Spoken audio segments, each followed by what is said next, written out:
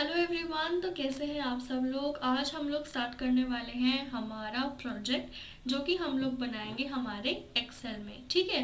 तो जो डेटा हम लोग यूज़ करने वाले ना अपना डैशबोर्ड बनाने के लिए, अपना बेसिकली प्रोजेक्ट बनाने के लिए, वो आपको आसानी से कैगल पे मिल जाएगा। ठीक है।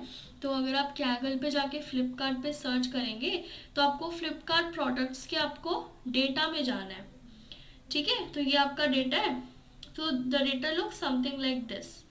ठीक है। तो ये आपका डेटा है जिस पे हमें काम करना है। इसमें क्या क्या चीज़ें थोड़ा देख लेते हैं। इसमें 20,000 यूनिक वैल्यूज़ हैं। ठीक है। थोड़ा सा इसको कॉलम में जाके देखें तो मेरे पास क्या 20,000 यूनिक वैल्यू है। अच्छा डेटा है क्योंकि इसमें कुछ भी मिसिंग नहीं है। ठीक है। मिसिंग डेटा नहीं है मेरा। यूनिक, इसमें सारे कॉलम्स यूनिक है, मतलब डुप्लीकेट सी नहीं मिलेगी, मतलब कि काफ़ी अच्छा इसमें डेटा है। ठीक है। वैलिड भी है, 20,000 सारे वैलिड है। ठीक है। मीन मैथ, तो I will be downloading this data. Download करने के लिए आप जो है अब यहाँ से इसको डेटा अपना डाउनलोड कर सकते हो। इसके ऊपर क्लिक कीजिए और आपका डेटा जो है अपना CSV फाइल में आपका आ जाएगा। ठीक है। तो अब हम लोग चलते हैं। हम जो डेटा गिवन है ना, सीधे सीधे हम उसे एक्सेल में इंपोर्ट नहीं कर पाएंगे। क्यों?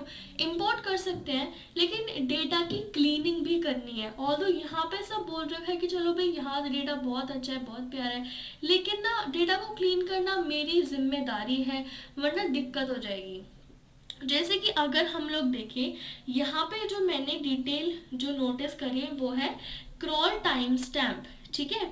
अभी जो क्रॉल टाइम स्टैम्प है ना, ये आपका किस चीज़ के फॉर्मेट में है? This is your in the string format. अब हो सकता है कि आपको जो मिले वो अपना थोड़ा सा पहले से ही डेट टाइम फॉर्मेट में हो, लेकिन ये कोडर का या कोई भी आपको प्रोग्रामर का सबसे पहला रूल होता है अपने डेटा को क्लीन करना। चाहे वो क्लीन पहले से हो, किसी ने कर रखा हो, but you have to still be sure, क्योंकि this has happened to many times कि हम पूरा डेटा पूरा मॉडल बना लेते हैं, लेकिन फिर पता चलता है अच्छा इसमें तो मिसिंग वैल्यूज थी, दोबारा से तो फिर दोबारा से सब कुछ करना पड़ता है। तो इससे अच्छा कैसा भी डेटा है पहले हम क्लीन करेंगे, क्योंकि यहाँ पे मुझे दिख रहा है क्रॉल टाइम स्टैम्प में, हो सकता है ये स्ट्रिंग ना हो, बट फिर भी मुझे इसको डेट टाइम फॉर्मेट में कन्वर्ट करना है। ठीक है। तो एक काम करते हैं, फटाफट हम हमारे गूगल कोलैब में चलते हैं और अपना पाइथन पे इसको डेटा को क्लीन करते हैं। फिर हम वो जो क्लीन डेटा होगा उसको हम लोग एक्सेल पे लोड करेंगे। एक छोटा सा आपको ग्लिम्स दिखा देते हैं कि आपका डैशबोर्ड हम लोग कैसा बनाने वाले हैं। ठीक है। So guys this is going to be our dashboard. इसमें ये सारी वैल्यूज जो है, सारे चार्ट्स हैं, ये सारे लाइव डेटा पे रन हो रहे हैं। तो अगर आप अपना डेटा चेंज करते हो तो आपके ये वाली चीज़ें भी चेंज हो जाएंगी। जैसे कि अगर एक ऑर्डर और आता है पे टोटल प्रोडक्ट्स हो जहाँ पे 2000 20,002 कुछ ऐसा आता है, 30,002। ठीक है।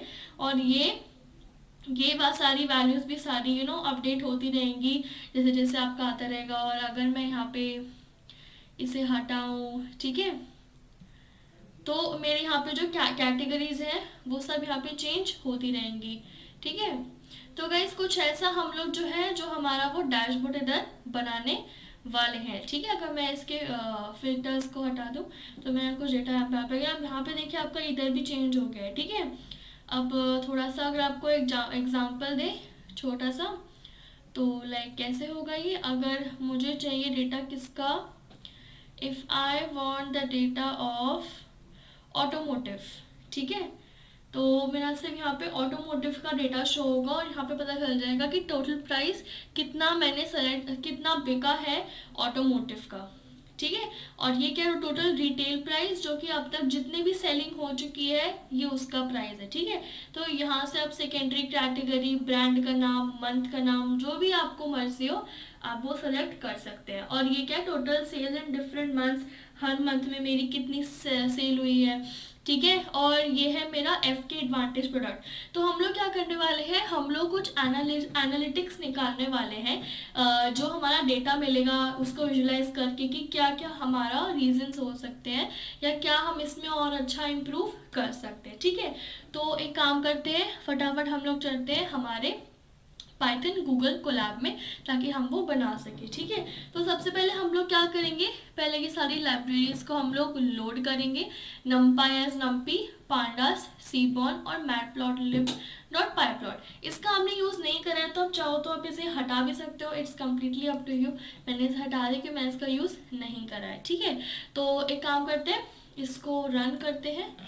ठीक है, तो रन हो गया है। ठीक है, अब मुझे क्या करना पड़ेगा, पहले इसको तो हटाओ। ठीक है, जैसे कि आप सब में काफ़ी बच्चों को पता होगा कि कोई भी फाइल लोड करने के लिए हम लोग pd, क्योंकि पांडा से आ रहा है, .read_csv, मतलब मेरी जो फाइल थी csv फॉर्मेट में थी, तो मुझे read_csv फंक्शन डालना पड़ता है, और यहाँ पे डालना पड़ता है क्या, फाइल का पाथ।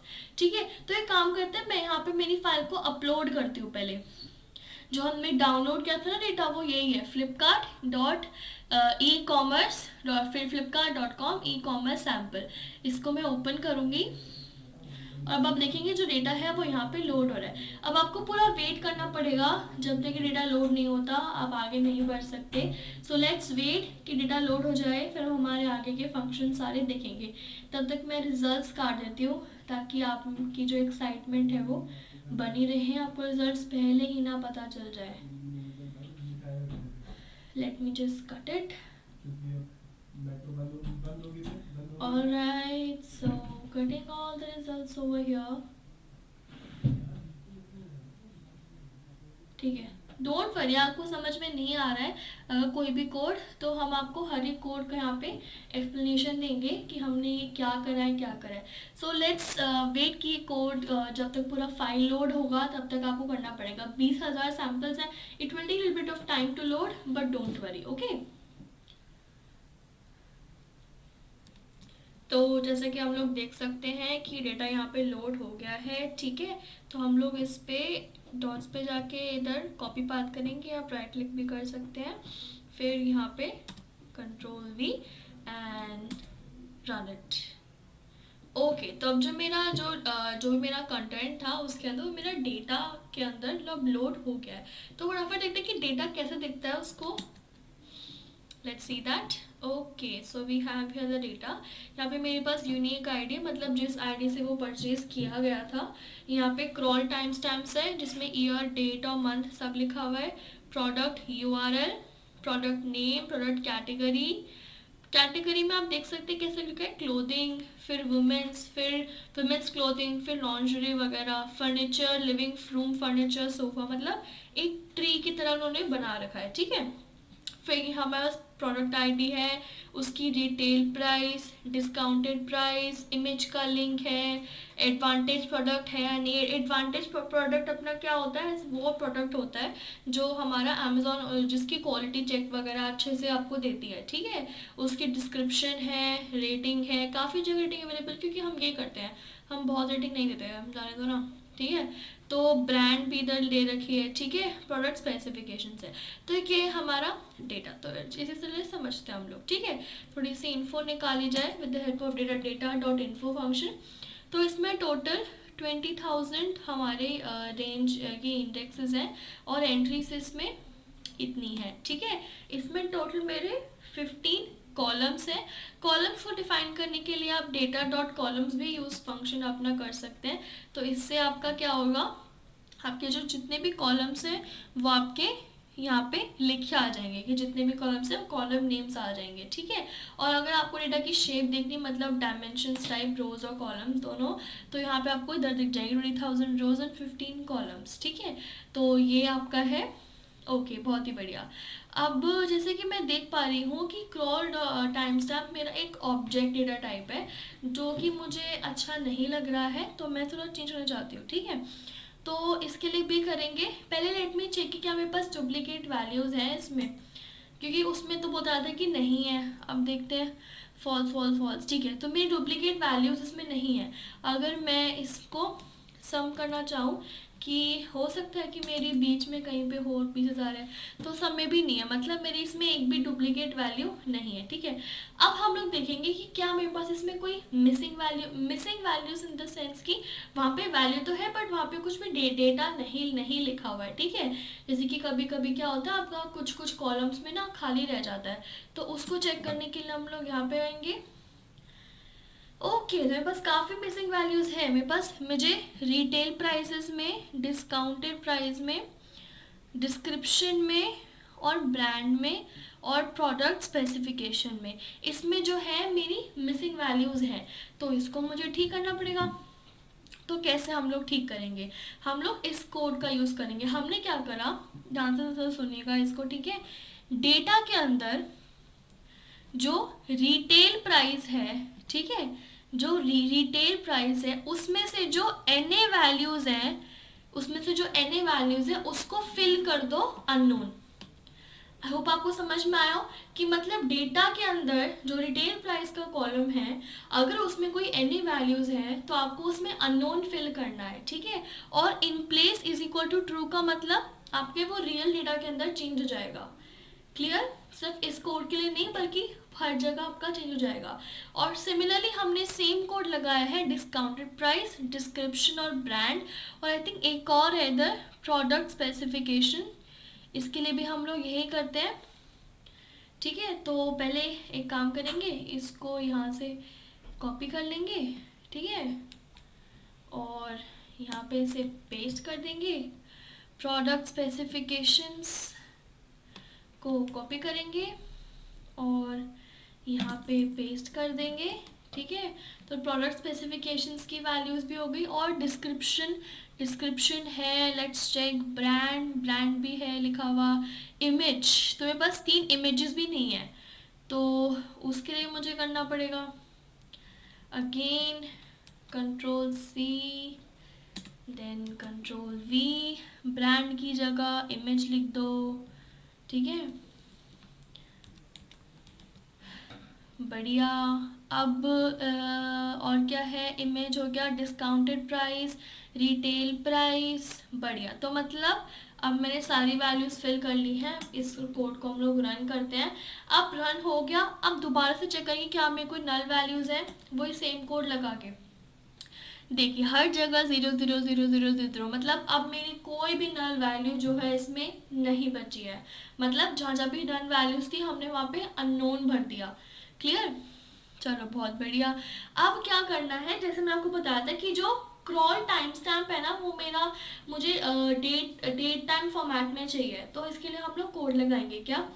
जो डेटा के अंदर कोड समझते हैं, डेटा के अंदर जो क्रॉल टाइम स्टैम्प है उसे मुझे टू डेट टाइम फॉर्मेट में चेंज करना है और अगेन उसी के अंदर स्टोर कर देना है, ठीक है। तो इसे रन करते हैं, तो आपका जो कॉलम है क्रॉल टाइम स्टैम्प वो मॉडिफाई हो जाएगा। जरा उसे देख भी लेते हैं। तो ये है मेरा क्रॉल टाइम स्टैम्प। अब आप में डेटा टाइप क्या, पहले क्या था ऑब्जेक्ट, अब क्या है डेट टाइम 64, मतलब इसके मेमोरी टाइप, ठीक है। अब मुझे क्या करना है, मैं एक नया कॉलम बनाऊंगी, किस नाम से, क्रॉल ईयर। डेटा कहाँ से लूंगी मैं, क्रॉल टाइम स्टैम्प से मुझे डेटा लेना है, किसका, क्रॉल ईयर कॉलम के लिए। और अब मैंने लैम्डा फंक्शन को यूज़ करा है और मैंने उसमें लैम्डा फंक्शन अप्लाई करा है ताकि मुझे ईयर की वैल्यू एक्सट्रैक्ट हो जाए। इसको रन करते हैं, लेट्स सी क्या ऐसा हुआ है। बिल्कुल, तो अभी मेरा क्रॉल ईयर है, यू कैन सी यहाँ पे सिर्फ और सिर्फ क्या आ रही है, मेरी वैल्यूज, ईयर की वैल्यूज आ रही हैं, ठीक है। अब सेम थिंग मुझे मंथ के लिए करनी है, सेम फॉर्मूला मैं लूंगी। मैंने एक नया कॉलम बनाया है इधर मंथ, ठीक है, और मैंने क्रॉल टाइम स्टैम्प में से मुझे डेटा उठाना है और लैम्डा फंक्शन मुझे यहाँ पे अप्लाई करना है। तो इसे फटाफट रन करते हैं, रन हो गया। लेट्स सी मंथ कैसा है, बिल्कुल अब मेरा इधर मंथ की जो भी वैल्यूज थी वो एक्सट्रैक्ट हो गई हैं, ठीक है। अब मुझे क्या करना है, आपने देखा होगा जब हमने डेटा डॉट हेड में देखा था तो उसके अंदर जब हम देख रहे थे कि प्रोडक्ट कैटेगरी ट्री, ठीक है, इसमें क्लोथिंग, वुमेन्स क्लोथिंग, लॉन्जरी। अब इसमें ना मैं ज़्यादा कुछ कर नहीं पाऊंगी, तो एक काम करते हैं, इसको अलग अलग स्प्लिट कर लेंगे कि क्लोथिंग अलग, वुमेन्स क्लोथिंग जो इसका सेकेंडरी कैटेगरी है वो अलग, थर्ड कैटेगरी जो भी इसकी लॉन्जरी या फिर स्लीपिंग वेयर या जो भी इधर लिखा हुआ है वो अलग। तो मेरे को अलग अलग कैटेगरी में ना इसको डालना है, तो वो हम लोग कैसे करेंगे फटाफट देखते हैं, ठीक है। तो यहाँ पर जाते हैं हम हमारे कोड पे, ठीक है। तो मैंने अब क्या करा है, डेटा मेन कैटेगरी, मैंने एक कॉलम बनाया है मेन कैटेगरी का, जिसमें मुझे प्रोडक्ट कैटेगरी ट्री के अंदर से मुझे मेरा डेटा जो है वो उठाना है, ठीक है। मैंने मेरा जो लैम्डा फंक्शन है वो डिफाइन करा है। तो इस फंक्शन से क्या हुआ है, जो मेरा एक नया कॉलम बन गया है मेन कैटेगरी नाम का, ठीक है। और उसमें से क्या क्या लिया गया है, सिर्फ क्लोथिंग या वुमेन क्लोथिंग जो भी मार्क है, या फर्नीचर। तो मेन कैटेगरी मेरी बन गई है, तो इसको रन करते हैं। ओके, अब मैंने यहाँ पे थोड़ा लंबा फंक्शन दिया है, बट बहुत ज़्यादा इजी है, ठीक है। अगर आपको पाइथन थोड़ी बहुत इजीली आती है वो आपको मिल जाएगा। तो मैंने यहाँ पे फंक्शन डिफाइन ट्राई करा है, जैसे मैंने सेकेंडरी कैटेगरी का नाम का मैं चाहती हूँ बने, जिसमें मुझे एक वैल्यू इनपुट करनी है। अब मैंने वही करा है, मैंने ट्राई फंक्शन का यूज़ करा है, और रिटर्न मुझे क्या मिलना चाहिए, अगेन जो मेरा अब जो स्प्लिट होके जो मेरा आएगा वो यहाँ पे मिलना चाहिए। मतलब इससे क्या होगा, इससे लैम्डा फंक्शन से क्या होगा, इस बार लैम्डा फंक्शन ही हमारे स्प्लिट फंक्शन से यहाँ पे क्या होने वाला है, जो कि मेरा सेकेंड जो कैटेगरी में है, कैटेगरी ट्री में था, जैसे कि क्लोथिंग में अगर वुमेन क्लोथिंग है या जो भी उधर है वो मेरा एक्सट्रैक्ट हो जाएगा, तो मेरा सेकेंडरी कैटेगरी में आ जाएगा। अगर ऐसा नहीं है, सपोज कि क्या हो सकता है कि हो सकता है आप कैटेगरी ट्री में सिर्फ एक ही वैल्यू दियो और आगे कुछ सब वैल्यू सेकेंडरी वैल्यू है ही नहीं, तो क्या हो जाएगा, आपका रिटर्न नन कर देना है, ठीक है। सिमिलरली मैंने मेरी टर्शरी क्वार्टरी के लिए, टर्शरी कैटेगरी के लिए मैं मेरा उसके अगला वाला उठाया है, और क्वार्टनरी के लिए मैंने उसके अगला वाला निकाला। तो मतलब मैंने टोटल 4 यहाँ पे कैटेगरीज को निकाला है, ठीक है, स्प्लिट करा है बेसिकली जो मेरा मेन कैटेगरी ट्री था उसमें से। बहुत ईजी है, कुछ नहीं करना, बस डिफाइन फंक्शन यूज करके हमने ट्राई कराया कि अगर वहाँ पे वैल्यू है तो स्प्लिट हो जाएगी with the help of value dot split function. Parameter दिया है ये पैरामीटर क्यों दिया है, क्योंकि हमने यहाँ पे देखा है कि यहाँ पे यही पैरामीटर फॉलो हुआ है, क्योंकि इसी से हमने स्प्लिट करा है, ठीक है। तो यहाँ पे फुटवेयर है तो मेन कैटेगरी में ये आएगा, सेकेंडरी कैटेगरी में ये आएगा, उसके बाद कैटेगरीज में ये आएगा, ठीक है। तो आई होप कि आपको समझ में आया हो कि हमने ये क्या करा है, ठीक है। तो हमने यहाँ पे ऐसे 4 कैटेगरीज बना ली, इस कोड को रन करते हैं, परफेक्ट। अब जो मैंने 4 कैटेगरीज बनाई है, अब मैं चाहती हूँ उसका अलग से कॉलम बन जाए। तो कॉलम के लिए जो हमने मेन कैटेगरी में वगैरह में किया था, या जो टाइम स्टैम्प मंथ वाले में किया था, वो हम ये करेंगे। मैंने कॉलम बनाया, डेटा कहाँ से उठाना है मुझे, प्रोडक्ट कैटेगरी ट्री से उठाना है मुझे, और अप्लाई क्या करना है, ये सेकेंडरी कैटेगरी क्या है, ये जो हमने यहाँ पे यूज करा था, ठीक, जो हमने यहाँ पे फंक्शन डिफाइन करा था, मैंने उसे यहाँ पे अप्लाई कर दिया, ठीक है। सिमिलरली टर्शरी के लिए भी यही करा गया है, क्वार्टनरी के लिए भी यही करा गया है। तो इसे रन करके देखते हैं। अब देखते हैं हमारे हेड में क्या क्या चेंजेस आए हैं, ठीक है। ओके, तो टोल टाइम्स था मेरा यहीं पे ही है, प्रोडक्ट कैटेगरी ट्री भी यहीं पे ही है। आगे देखते हैं। तो अब आप देख सकते हैं कि मेरे यहाँ पे क्या आ गया, क्रॉल ईयर। तो हमने से पहले क्रॉल ईयर क्या था, क्रॉल ईयर यहाँ पे आया है। मंथ, मेरा जो मंथ था वो यहाँ पे आया है। मेन कैटेगरी जो हमने डिफाइन स्प्लिट करी थी वो यहाँ पे आई है। सेकेंडरी कैटेगरी, टर्शरी कैटेगरी और क्वार्टनरी कैटेगरी यहाँ पे अच्छे से जो है वो स्प्लिट हो गई है मेरे 4 टाइप्स में, मेन, सेकेंडरी, टर्शरी, क्वार्टनरी, ठीक है। तो ये मैं डेटा अच्छे से अब क्लीन हो चुका है। तो अब डेटा क्लीन हो गया, तो चलिए अब डेटा को एक्सेल पे लेके जाते हैं। एक्सेल पे हम लोग इसे CSV फाइल में लेके जाना चाहते हैं, तो हम लोग क्या करेंगे, फंक्शन यूज करेंगे डेटा डॉट टू CSV, ठीक है। और नाम क्या देना चाहती हूँ मैं मेरी फाइल का, Flipkart data for analysis dot CSV। मैं क्या करूँगी, इसको रन करते हैं। रन हो गया। अब यहाँ से रिफ्रेश करेंगे तो यहाँ पे मेरी फाइल आ जानी चाहिए, आ गई। ठीक है, तो फ्लिपकार्ट डेटा फॉर CSV। अब यहाँ से हम क्या करेंगे, अब डाउनलोड मेरी फाइल कर लेंगे। ठीक है, तो अब जो मेरी फाइल है वो डाउनलोड होने के बाद मेरे सिस्टम में आ जाएगी। अब हम उस पर जो है हमारा पूरा डैशबोर्ड बनाएंगे। ठीक है, तो फटाफट चलते हैं एक्सेल पे और खोलते हैं फिर। ओके,